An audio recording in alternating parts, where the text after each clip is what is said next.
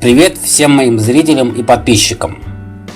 Продолжаем рассматривать тему беженства на примере Австрии.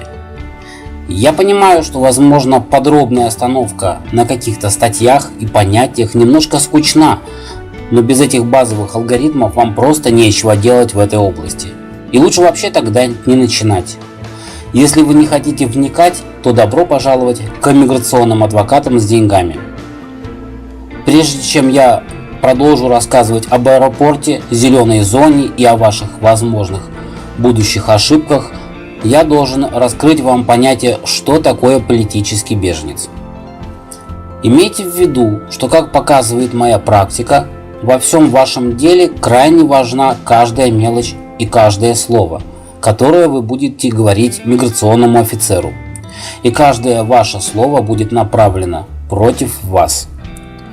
Вас будут все время рассматривать как под линзой и только с одной целью – как от вас избавиться. Итак, как я уже говорил в прошлом ролике, у людей, ищущих убежище в другой стране, Женевской конвенции о беженцах определено всего 4 причины, в направлениях которых возможно рассмотрение вашего заявления о предоставлении вам статуса беженца. Это вероисповедание, гражданство, принадлежности к определенной социальной группе или политических убеждений. Вероисповедание – это достаточно зыбкая почва, но поверьте, что основная масса афганцев, пакистанцев и иранцев сидит в лагерях пансионатов для беженцев именно по этому основанию. Одни доказывают, что они сторонники одной веры, а притесняются сторонниками другой веры, и наоборот. И, кстати, по этому основанию им дают позитивы, я имею в виду вышеуказанной национальности.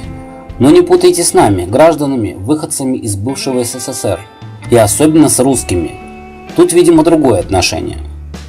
Кстати, граждане из вышеуказанных стран ждут своего позитива по 3, 4, 5 лет. Не думайте, что так все быстро и просто. Люди ждут годами, просто ждут, без движения, жизнь на паузе, и вы так будете. Если говорить про наших русских свидетелей Иеговых, то они идут по политическим основаниям, а не по вере. Не надо путать понятия и подменять стереотипы. На свидетелях Иеговых я остановлюсь еще очень подробно, все разъясню, обосную и расскажу еще много всего интересного. Итак, подведем промежуточный итог. Если одна группа населения какой-либо страны преследует или притесняет другую, гораздо более малочисленную, за то, что кто-то там не в то или неправильно верит, то это и есть основание по вере. Вера – это, конечно, понятие индивидуальное, но и в то же время огромное и общественное, и, как правило, в веру вовлечено большое количество людей.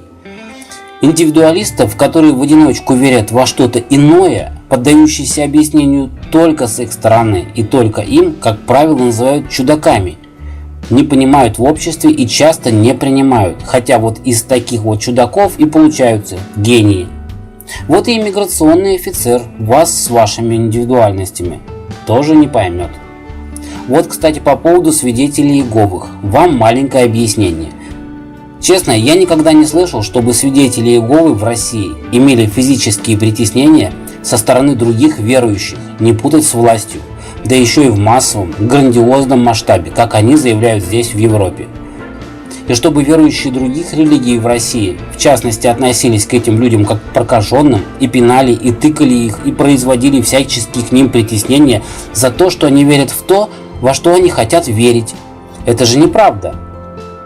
Верьте во что хотите, главное, не приходите ко мне домой и не навязывайте мне свою религию или точку зрения, преподнося это как проповедь, которую вы должны нести в массы.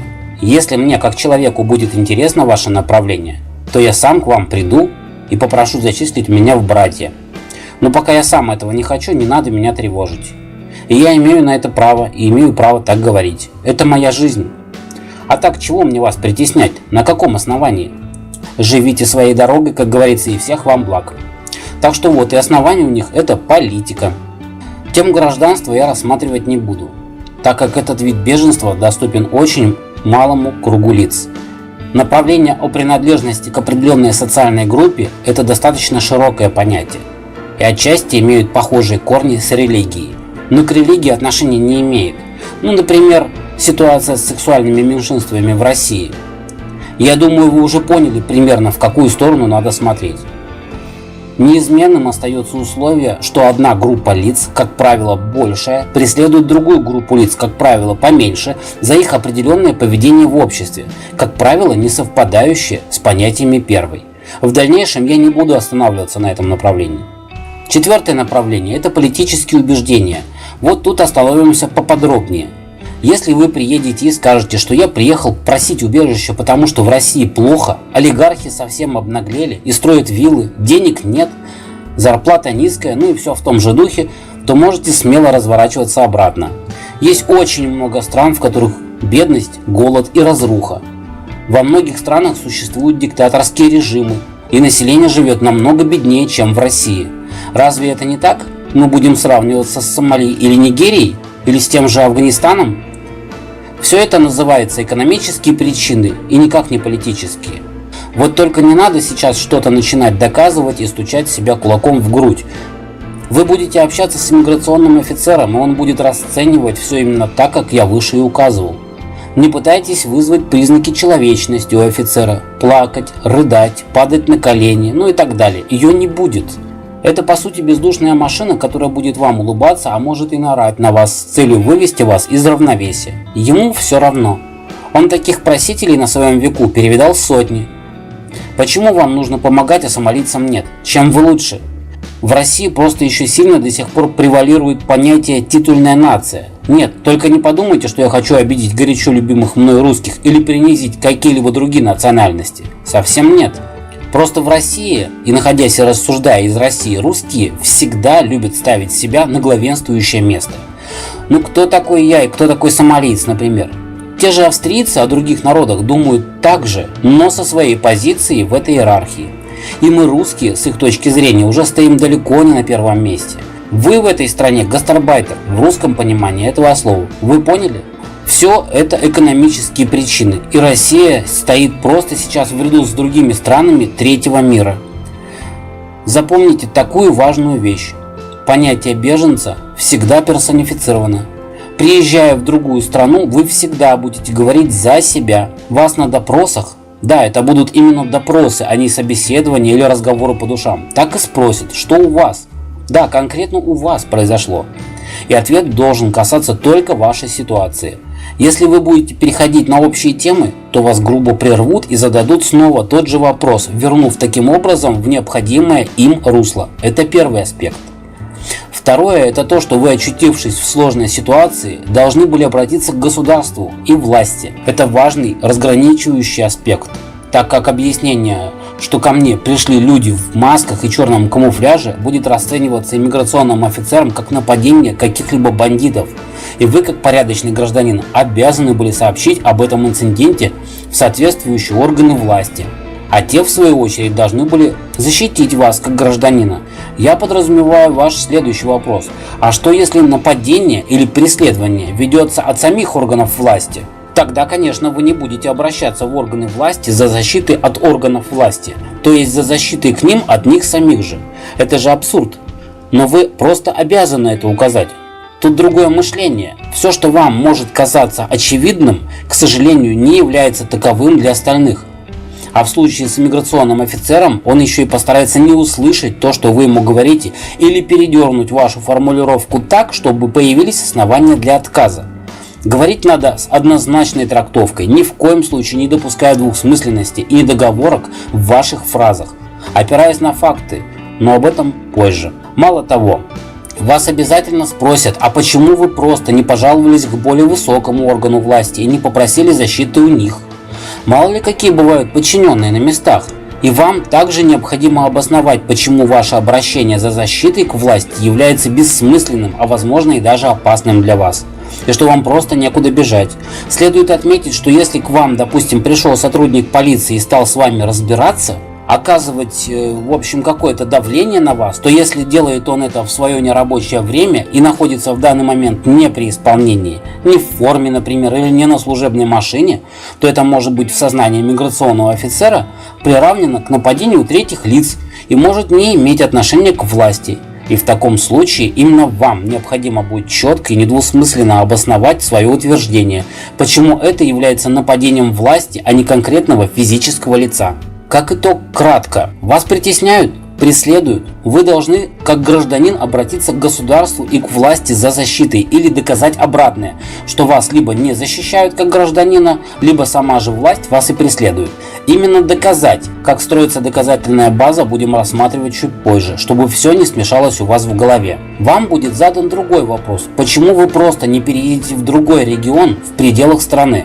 Россия это большая, и, возможно, органы власти в одном регионе, где вас притесняют или преследуют, не будут искать в другом и отцепятся. Это так называемое альтернативное беженство. Это тоже необходимо обосновать, почему это невозможно. Если вы, например, имеете российское гражданство, имеете преследование со стороны российской власти, а сами по национальности, допустим, являетесь армянином, то почему вы бежите в Австрию или другую страну Евросоюза, а не в Армению, где вас по-любому примут по программе репатриации? Есть, конечно, слабая зацепка о том, что переезд в другую область не должен подразумевать кардинальные изменения условий вашего быта. Как, например, вы, как городской житель, совершенно не должны по логике убегать в глухую деревню без условий для жизни. Но вам будут настаивать, что был возможен переезд в местность с похожими условиями жизни, или вообще не принять этого внимания. Для них понятие, что у вас в вашей стране есть хоть какие-нибудь родственники, даже если вы не поддерживаете с ними никаких отношений, и вы знаете русский язык, значит все, вы можете обосноваться и обеспечить себя всем необходимым на новом месте. Вам все необходимо будет доказывать. Не забывайте, что любое преследование и давление со стороны власти или какой-либо другой стороны всегда персонифицировано и имеет лицо. Вас обязательно спросят, а кто конкретно вас преследует, а каким образом, а чего от вас конкретно-то лицо хотело и так далее. Вопросы могут быть абсолютно любые, даже некорректные и, по вашему мнению, совсем не имеющие отношения к делу. Например, интервьюер может попросить вас описать черты лица вашего обидчика, его манеру поведения, может одежду, описать местность и время, когда происходил инцидент или инциденты, на которые вы ссылаетесь и которые вы позиционируете как давление на вас. А теперь я бы хотел вернуться к началу и прояснить вопрос, почему и для чего необходима туристическая виза для вашего выезда в страну беженства. Все эти документы необходимы не принимающей стороне, а этой российской. Вы просто не сможете добраться до зеленой зоны и добраться до полиции страны, в которую вы бежите. Вас просто не выпустят. Под каким соусом вы сможете сесть в самолет, не имея визы, брони, отеля и так далее? И вот это надо отдельно прояснять и говорить иммиграционному офицеру. Это и есть обоснование. Просто по-другому никак это не сделать. И поэтому вы сделали это именно так. Как еще иначе? И вот, добравшись до зеленой зоны аэропорта принимающей стороны, вы наконец-то вообще сможете увидеть полицию этой страны и тогда уже и сдаться в зеленой зоне. Но о том, как сдаваться и что это совсем не просто, как говорят везде, типа пришел и сдался, я расскажу в следующих роликах. На этом все. Всем пока. Подписывайтесь на мой канал, ставьте лайки. Я постараюсь выложить информацию настолько быстро, насколько это возможно.